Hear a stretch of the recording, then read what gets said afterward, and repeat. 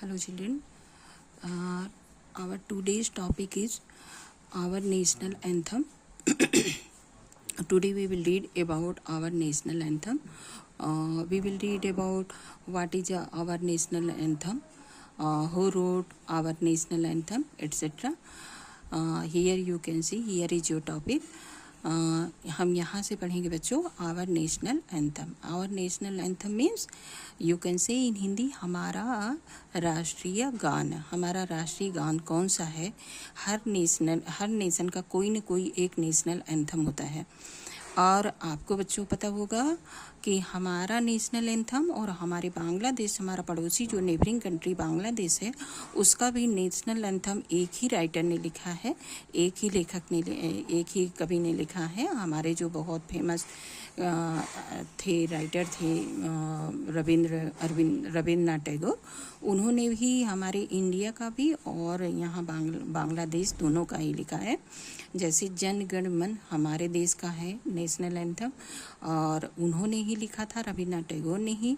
और रविंद्रनाथ टैगोर ने ही लिखा था आमार सोनार बांग्ला, जो कि बांग्लादेश का है. ये तो एक्स्ट्रा इन्फॉर्मेशन थी आप लोगों के लिए. अब हम लोग यहाँ से देखते हैं बच्चों.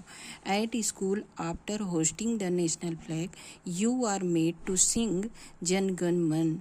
वाई? एट स्कूल मतलब स्कूल में, आफ्टर होस्टिंग नेशनल फ्लैग हमारे झंडे का जब फहरा दिया जाता है झंडे को, उसके बाद आप क्या करते हैं? जनगण मन गाते हैं. बट आपने कभी सोचा ऐसा क्यों? वाई? इट इज़ बिकॉज, ऐसा इसलिए होता है बच्चों क्योंकि जनगण मन इज आवर नेशनल एंथम. ये हमारा राष्ट्रीय गान है. और जब भी कोई राष्ट्रीय समारोह होगा, कोई भी उत्सव होगा नेशनल, तो वहाँ पे ये गाना बहुत ज़रूरी होता है. The song is a praise of our beautiful motherland. और ये किसके लिए समर्पित होता है बच्चों? हमारी भारत माता के लिए. It was written by the famous Bengali writer poet Rabindranath Tagore. और इसको किसने लिखा था बच्चों? ये लिखा गया था बहुत ही फेमस, बहुत ही प्रसिद्ध बंगाली एक राइटर थे रविंद्रनाथ टैगोर, उनके द्वारा लिखा गया था. Our national anthem symbolizes our unity and is sung during all national festivals and important occasions throughout our country. और जो ये हमारा नेशनल एंथम होता है बच्चों, ये किसका प्रतीक है? ये क्या प्रकट करता है? हमारी यूनिटी. क्या प्रकट करता है? हमारी यूनिटी को प्रदर्शित करता है. एंड इज संग ड्यूरिंग ऑल नेशनल फेस्टिवल. और ये गाया जाता है कहाँ पे? दौरान ऑल नेशनल फेस्टिवल्स. जो सारे हमारे राष्ट्रीय त्यौहार जब मनाए जाते हैं तो उसके दौरान इसको गाना बहुत ज़रूरी होता है और ये गाया जाता है. An important occasion throughout our country. हमारे देश में कोई भी अगर नेशनल ओकेजन होता है तो उस समय ये ज़रूर गाया जाता है. While singing our national anthem, जिस समय ये नेशनल एंथम गाया जाता है उस समय क्या करना चाहिए बच्चों? हमारा नेशनल एंथम गाने का भी एक टाइम फिक्स है, 52 मिनट में इसको पूरा कर लेना चाहिए. और क्या होता है बच्चों, इसके लिए बहुत सारे नियम कायदे होते हैं. ये हमारे बहुत श्रद्धा की चीज़ होती है और हमें इसको बहुत श्रद्धा से देखना चाहिए. तो we must stand in attention. तो हमें क्या करना चाहिए? जैसे हमारे कोई बड़े लोग आते हैं तो हम क्या करते हैं बच्चों? उनके सम्मान में खड़े हो जाते हैं.